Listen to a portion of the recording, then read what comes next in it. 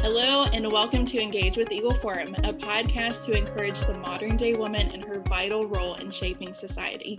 I'm one of your hosts, Tabitha Walter, the political director of Eagle Forum, and I'm joined today by a special co-host, Eagle Forum's president, Colleen Holcomb. Hi, everyone. It's so great to be back on Engage.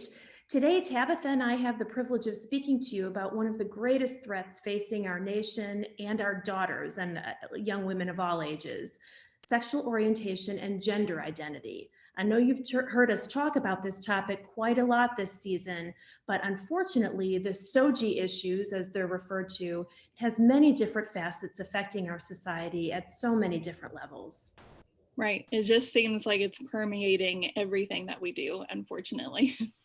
We not only want a strong knowledge of this topic, but we also want to equip you with the knowledge necessary to not only make informed decisions, but to get involved fighting against SOGI's implementation in your community. So today we are happy to be interviewing Christiana Holcomb, who's different than Colleen Holcomb.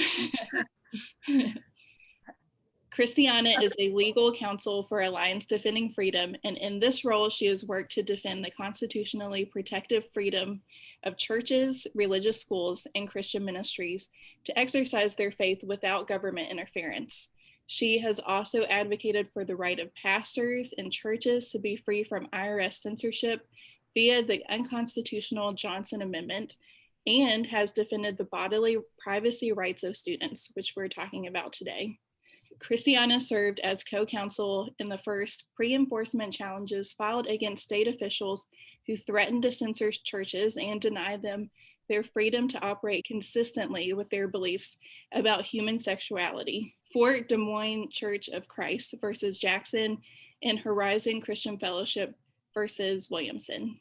In both cases, state officials quickly reversed course.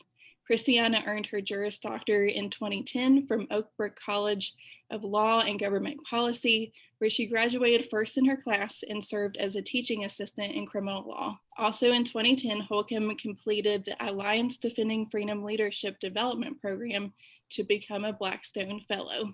She is admitted to the State Bar of California, the District of Columbia, the U.S. Supreme Court, and numerous federal district and appellate courts.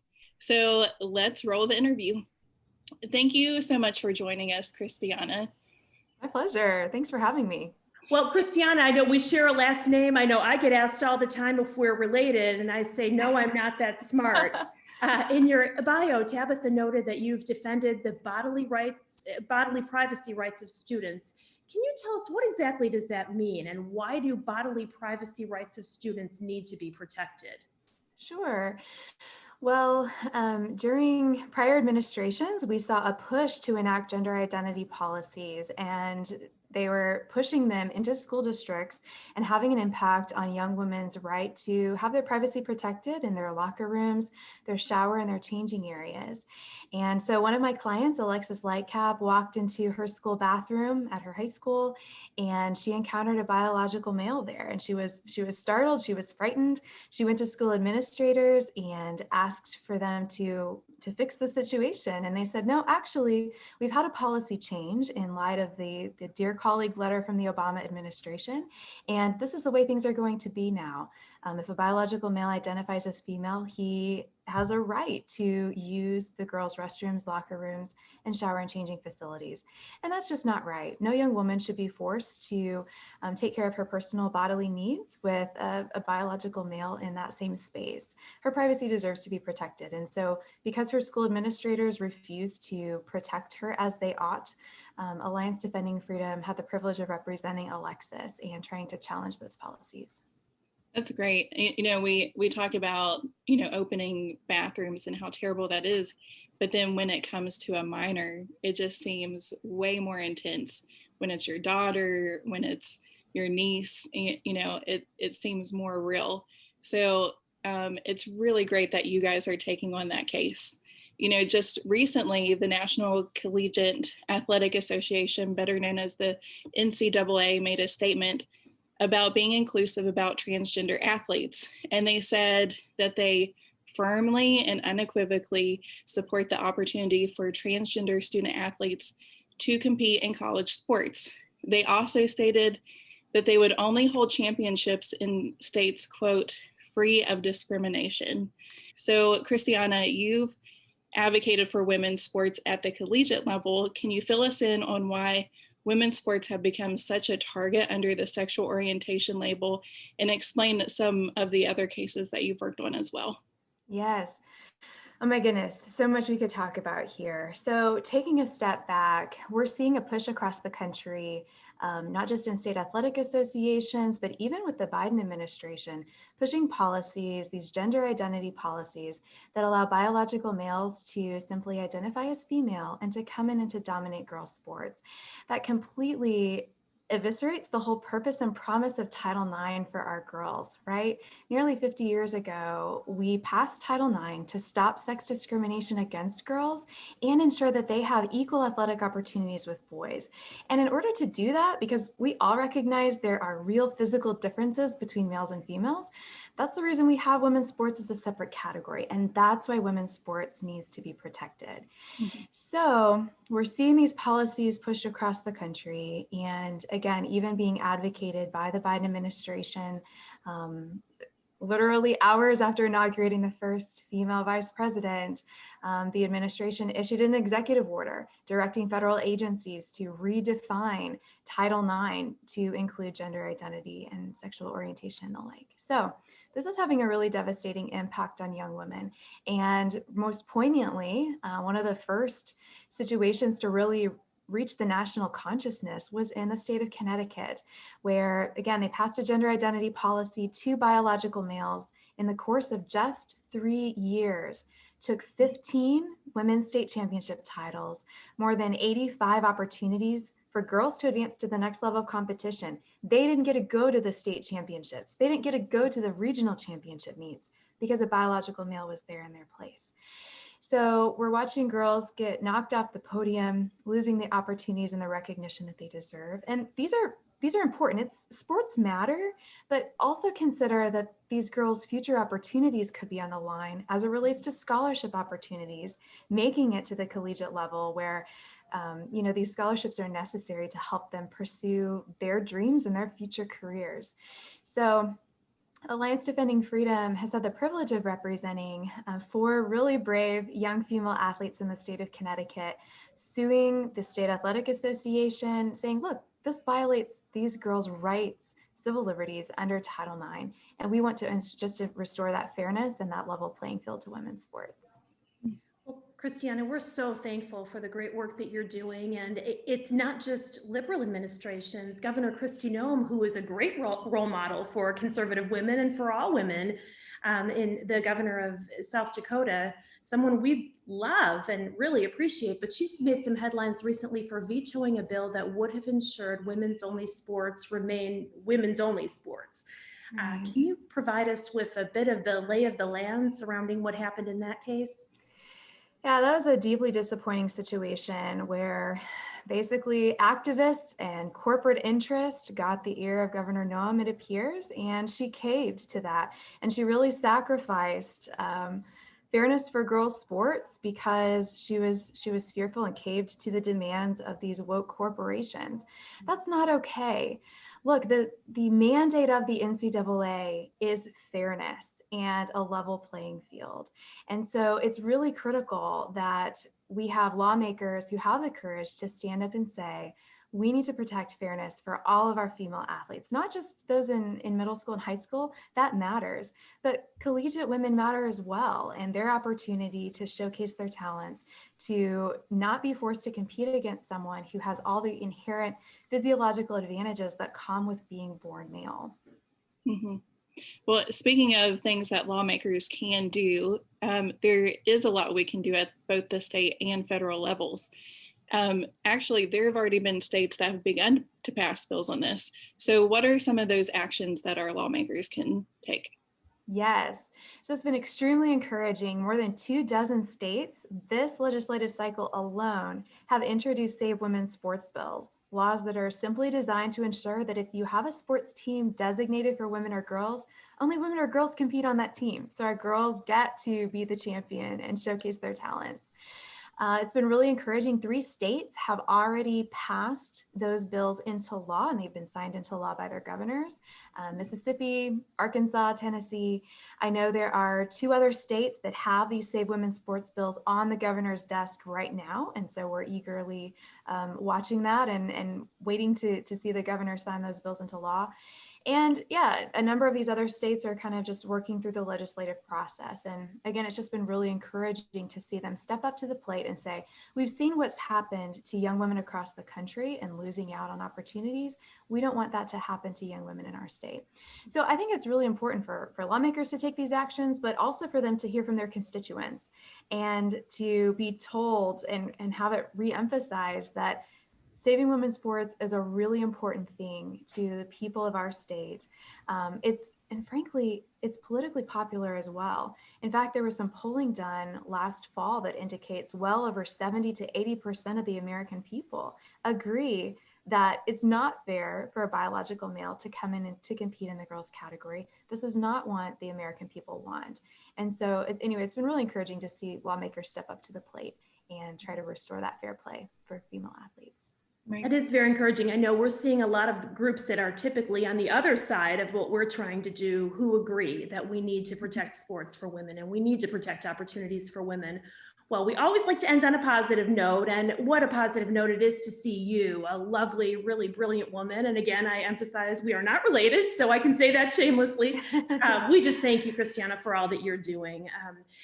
Can you please let us know, where can our listeners go? Is there somewhere they can go on a website, or what action? You mentioned some of the things that our listeners can do, but how can they get engaged on this issue? Where do they go and what do they need to do? Yes. Well, they're welcome to visit adflegal.org to learn more about the lawsuits that ADF is involved in to defend fairness in women's sports. But I specifically encourage them to visit adflegal.org/fair play.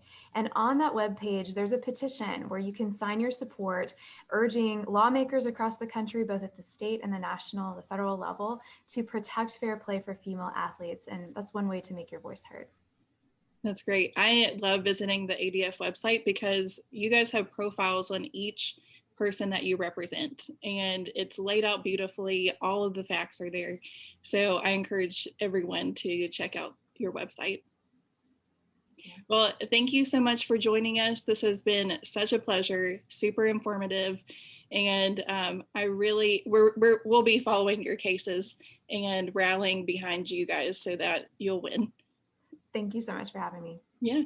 Thank you. So that was a wonderful interview and very informative.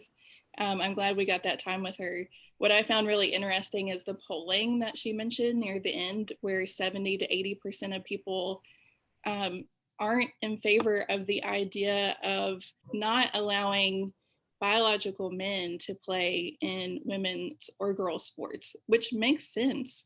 But with that polling so high, it just blows my mind that far left activists who are really cheerleading this on wouldn't take note that people aren't in favor of this.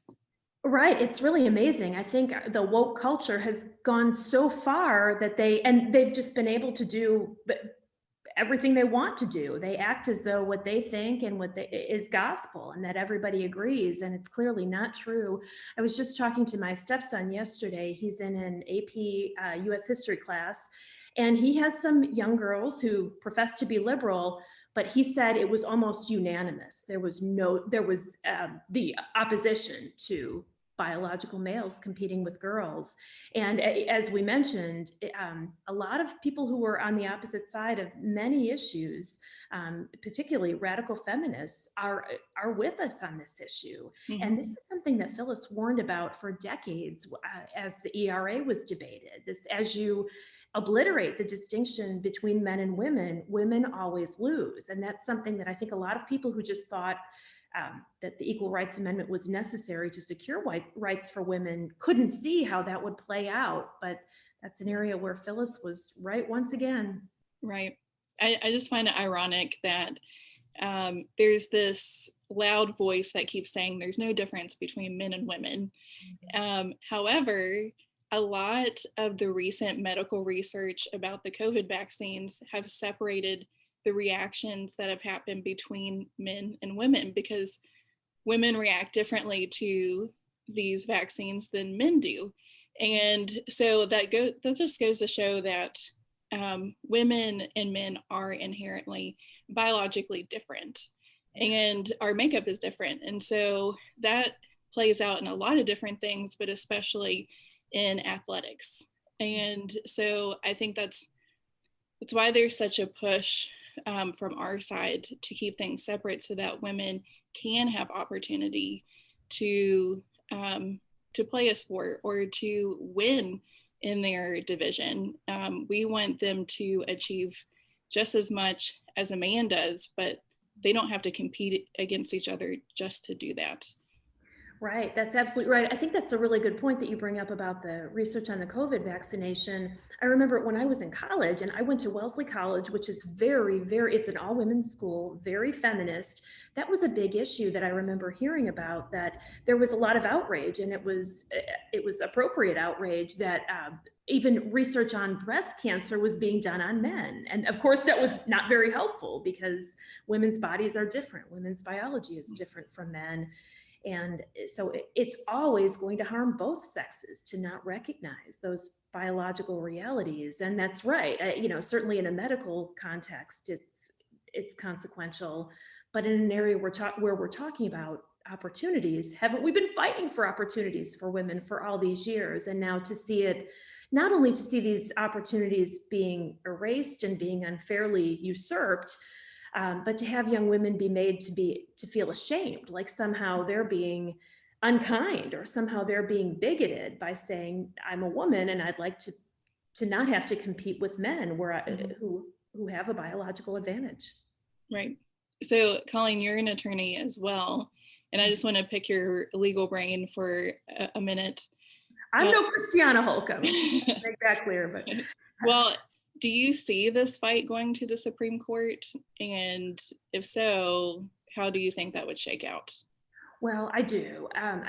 Although it's very interesting now, given the recent decision, Justice Gorsuch, unfortunately, we were very disappointed with his decision to include sexual identity in the federal definition of sex, when it clearly was not what Congress intended at the time that Title IX was enacted, and it's certainly not the accepted definition. So it's hard to prognosticate. I would think it seems very logical, and it seems like we have very sound legal footing to be able to protect opportunities for women and to protect biological sex. And there's certainly a rational basis to do so, although words like rational just don't seem to have any place in our society anymore.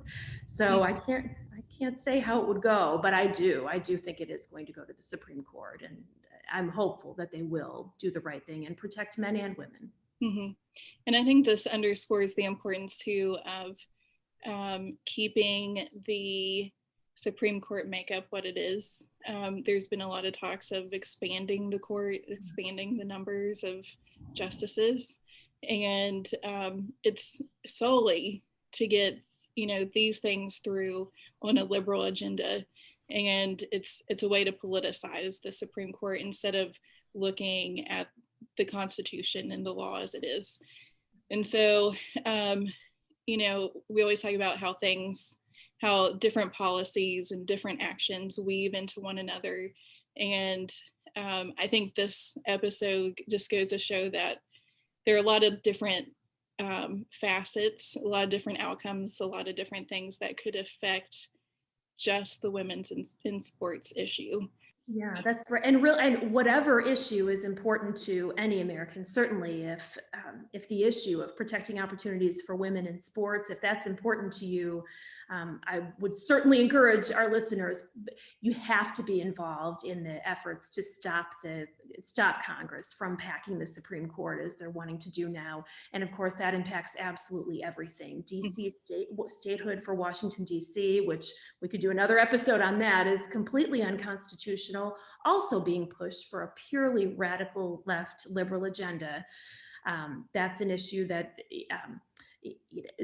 is going to be impacted by the this potential court packing, whether you're concerned about the life issue, opportunities for women, immigration, whatever issue is most important to you, taxpayer protection, whatever it is, you have to be engaged in the fight, really, for everything that we're talking about on this program, but certainly on the issue of court packing. You have to tell your senators and representatives, absolutely do not, and that they will pay a price if they decide to go in that direction. Mm-hmm. We'll have more information on that soon, because Biden just released the names of people who are coming onto his commission to look into packing the Supreme Court. Remember, during the campaign, that was something he would not give an answer on that issue because he knows it's politically unpopular. So now we're seeing, as you mentioned, with the SOGI issue and the issue of allowing biological men to compete with women, that is something it's a 70% unpopular issue. And yet the radical liberals are demanding it. So we're seeing that we're not living in a society where the will of the people is being enacted. It's being overrun. We just, I did an Engage podcast with Susie Voiles, our Georgia State Eagle Forum president, who was very actively involved in the Georgia election reform legislation. And she was talking about the fact that voter ID, that's a 70% issue that people want. And yet, again, that's something that's where the will of the people is just being completely overrun. So we need to remind our political leaders who's really in charge and stay engaged. Yeah, exactly. Well, thank you so much for being my co-host today. This was fun. It's a joy to be with you. And you'll be back on the show several times. I can't wait. And thank you, Tabitha, Kristen, and you are doing a fantastic job. And we're thrilled to see all the awesome guests you're getting. So thank you for all the hard work you're doing. Well, thank you. If you are listening to our podcast, be sure to subscribe, share with your friends, and leave us a review. You can find us on all of the major social media outlets and at engagewitheagleforum.com. From your house to the State House to the White House, this is Engage with Eagle Forum.